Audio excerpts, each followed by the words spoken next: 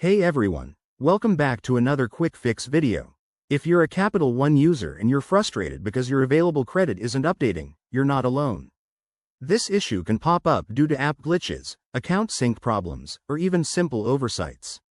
In this video, we'll walk through easy steps to get your credit limit showing accurately again. Let's dive right in. First things first, start by checking the Capital One app or website. Sometimes, a simple refresh does the trick.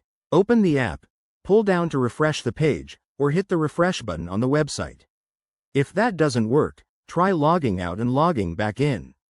This can reset any temporary glitches and force a fresh update from the servers. Next, make sure your app is up to date. Head to your phone's app store, search for Capital One, and install any available updates. Outdated apps are a common culprit for display errors. If you're on a web browser, clear your cache and cookies to eliminate any stored data that's causing conflicts. Now, double-check your account settings. Go to your profile and ensure that all your information, like your linked bank accounts or payment methods, is current and accurate. Sometimes, a mismatch here prevents updates. If you've recently made a payment or transaction, give it 24 to 48 hours to reflect, as processing times can vary. If these steps haven't solved the problem, it's time to contact Capital One support.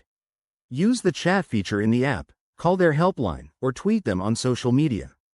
Be ready to provide details like your account number and a description of the issue for faster resolution.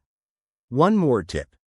Avoid making large transactions until this is fixed to prevent any overdraft surprises. Remember, staying proactive with your finances is key. There you have it.